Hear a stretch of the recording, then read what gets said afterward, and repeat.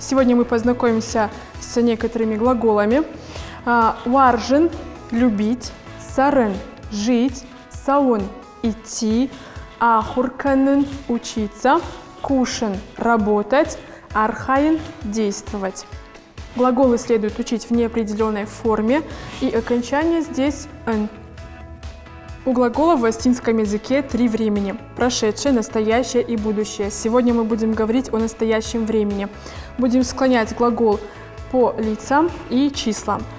Для начала разберем личные местоимения. Эш, я, д, ты, вы, он, она, оно, мах, мы, шмах, вы, удон, они. Для того, чтобы правильно использовать глагол, надо запомнить, как он изменяется во времени по лицам и числам.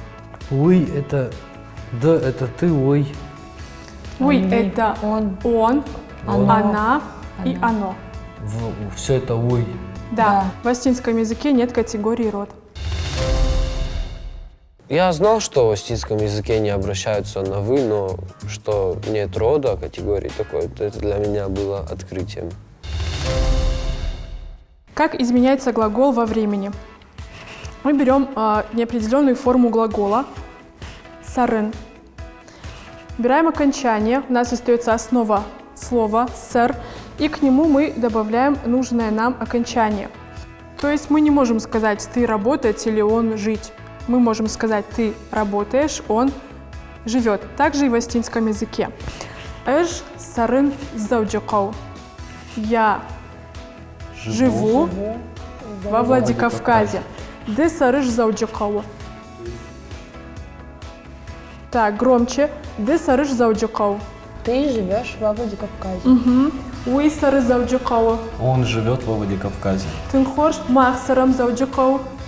Мы живем во Владикавказе. «Шмах сарут зауджикау». Вы живете во Владикавказе, и они живут во Владикавказе. Еще такой вопрос. Переводим как во Владикавказе, но мы говорим зауджикау, не приставка, а как он называется? Предлог. Предлог, да. Как мы его обозначаем? Хороший вопрос, отличный.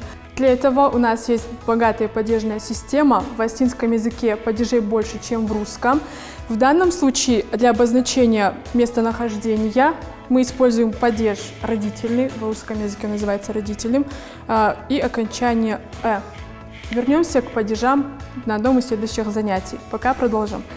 Хочу обратить еще раз внимание на то, что вы должны запомнить, в каком лице и каком числе какое окончание. Мы не можем сказать «д сары» или «мах сарут», только «д сарыш», «мах сэрам». Давайте попробуем просклонять один из глаголов, который мы до этого узнали. Возьмем глагол «любить», «варжен», и прям по очереди. Аж варжен, д варжеш, вы варже. Мах варжам, шмах варжут, удон варженс. Вова, попробуй без доски. Эж варжон, д Варжиш. варжиш.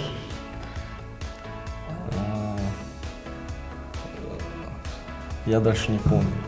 Ага. Ну, я надеюсь, ты все записал и выучишь к я следующему занятию. Обязательно. Дартер. Дальше. Куду даном. Маном у Мадина. Помните глагол «у»? Я говорила, что это форма глагола «быть». Вот сегодня мы поговорим более конкретно, более подробно об этом глаголе. Это очень нужный и важный глагол в астинском языке. Его неопределенная форма «вавен», но склоняется он в настоящем времени по-особому. «Эждан ахурганак» – «я есть учитель» или «я являюсь учителем». «Деда инженер» – «ты есть, ты являешься инженером». «Он является». Здесь у нас не он, а она является актрисой. Далее, махштам иратта. Мы есть или мы являемся иратта астинами. Шмах штут лапута. Вы являетесь мальчиками. Вудоншты в шмарта. Они братьями. они являются братьями. А мы говорим обычно в русском языке «я являюсь», «ты являешься». Ну, Нет. Нет, мы говорим «я учитель», «ты инженер» и так далее. В астинском языке мы не можем так говорить. Нельзя сказать «жахурганак», «вы актриса». Этот глагол обязательно должен быть в этом контексте. Здесь важно запомнить, как склоняется этот глагол, независимо от слова, которое стоит за ним. Давайте попробуем закрепить. Мадина, скажи «я Мадина». Ждан Мадина. Амиран, скажи мне, ты учитель? Да, учитель. Ахурганак. Ахурганак. Ахурганак. Да, ахурганак рашт. Вова, скажи, она девочка. Девочка будет Чижик. чешк. Вы у чижик. Да, очень хорошо.